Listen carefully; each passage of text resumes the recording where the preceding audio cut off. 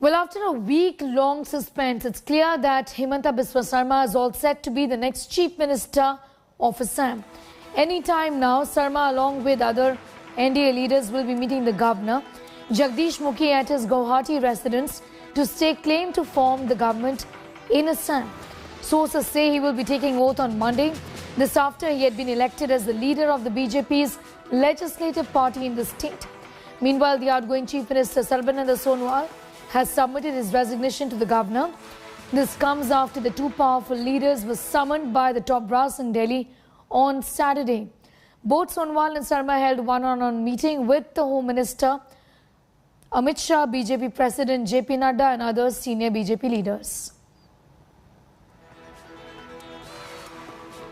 Rahul Srivastav is getting us more details on that story, our National Affairs Editor. Rahul, Himanta Biswa Sarma perhaps is an example of why patience really would pay off, given the fact that he'd been eyeing the post of the Chief Minister ever since he was working under Tarun Gogoi and was with the Congress Party, isn't it?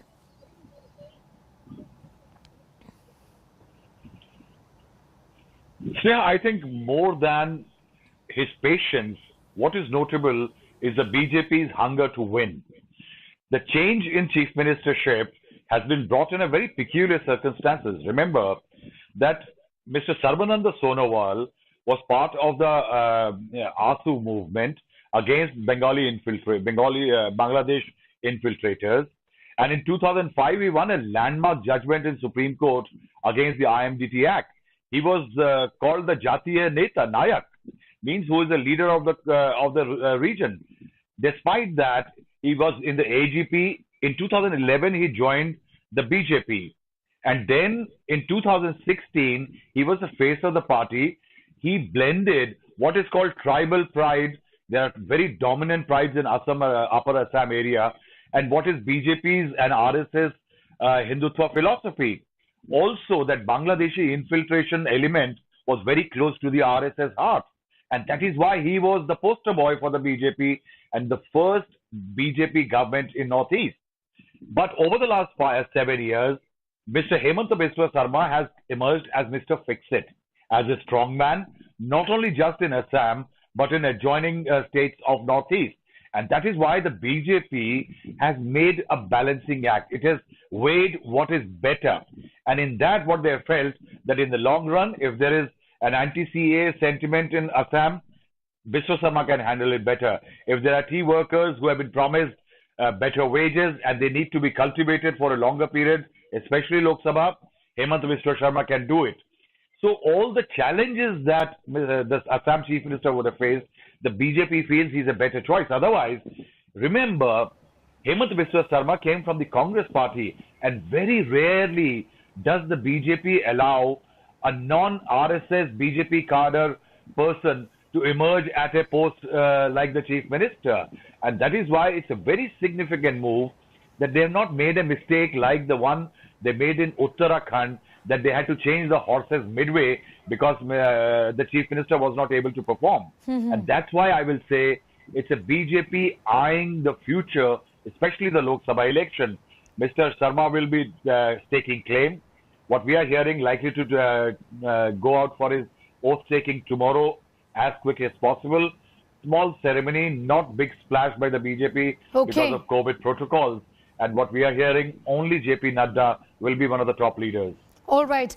Rahul, be with us. We'll just come back to you for more on that. So why Himanta Biswa really delivered Assam for the second time? Because of his organizational skills.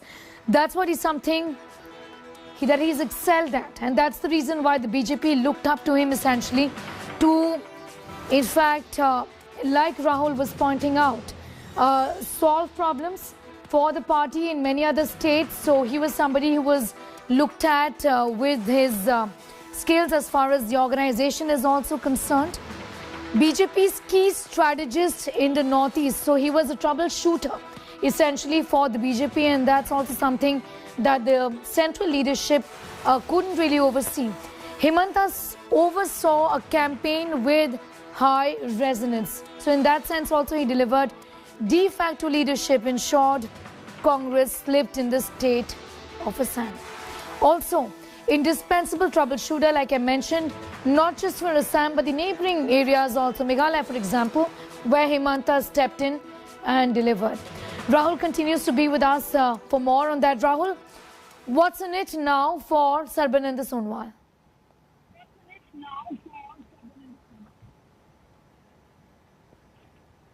Yes, Neha, it's a very peculiar position that a chief minister who did not have a great amount of anti-incumbency, if you look at the results which have come out, and to say that all the results are only because Himanta Biswa Sarma's strategic tactical planning worked very well, would be, I think, according too much of credit to Sarma.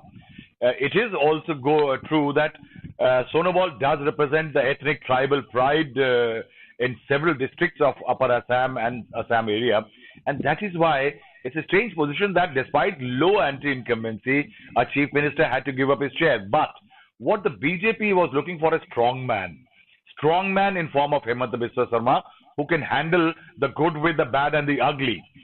What next for Mr. Sonowal is an important question, because till yesterday evening the word was that he was likely to be brought to Delhi as a minister. He has had experience. From 2014 May till May 2016, he was the Sports and Youth Affairs Minister. What we were even hearing that the Heavy Industries Ministry was on the offer, but there is a certain degree of reluctance.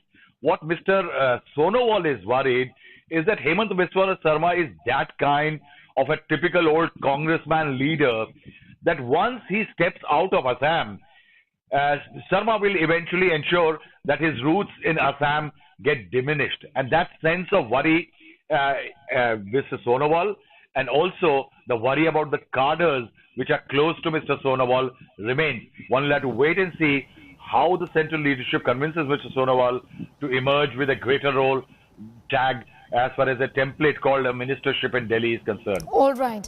Rahul, thanks so much for getting us all of those details. Rahul, putting that story into perspective.